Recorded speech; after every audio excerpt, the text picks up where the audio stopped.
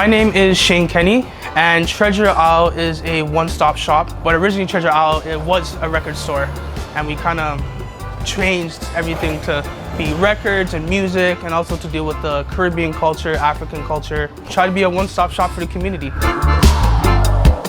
TreaJah Isle is about 30 years old. It was first brought by Nana McLean, who was a legendary reggae artist out of Jamaica. She was actually on the TreaJah Isle record. And when she came down here, she kind of brought that energy. Obviously, Eglinton being little Jamaica and a lot of the Jamaicans coming down here, she kind of made a staple for having a record store here. I was 7, 8, 9 years old when my mom used to come down here. This whole place used to be packed full of people, especially on a Friday, Saturday. Even before you came into the store, you would hear loud music. The place would be rumbling, right? And then you come in, there'd be a crowd of people, you'd hear the music, and everyone's literally trying to get the best song of the records and stuff like that, which was, to me, that was amazing. I would say in the early 90s, it was mainly locals. So a lot of the Jamaican people who gathered in this community and or Caribbean people would come down here.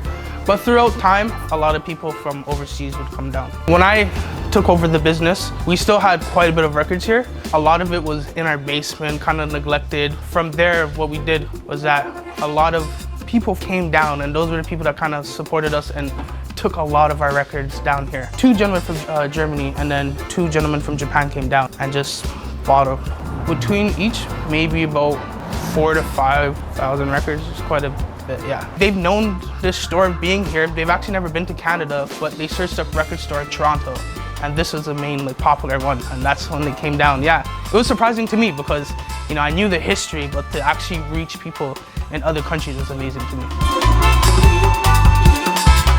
The original thing that we mainly carry here are records, and then from there we did CDs, and then from CDs we do digital music as well, and I do a lot of custom music. From there we also sell health and beauty products. We sell Rasta and African apparels as well. My goal is to keep the culture of this place, but to kind of revamp everything. Eglinton in its whole self, Little Jamaica in itself is changing. I would say there's a little bit gentrification in the neighborhood, so that's why I want to kind of open up a TreaJah Isle reggae cafe.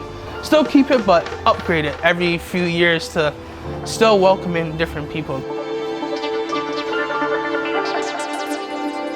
With the construction and so many other things, we don't know what the future can hold for us, but we've had loyal customers, and I think that's the main important thing. So no matter what, the customers coming here, my goal is just to modernize TreaJah Isle, but to still keep that same traditional vibration that we have when it comes to Rasta people. That was why TreaJah Isle was important to a lot of people. Them talking about how the amount of music they used to get and the parties they used to play, and just the experiences that they had here really, you know, touches me. And I think that's why it grasped onto me, because I wanted to continue that positive vibration that we have going on here.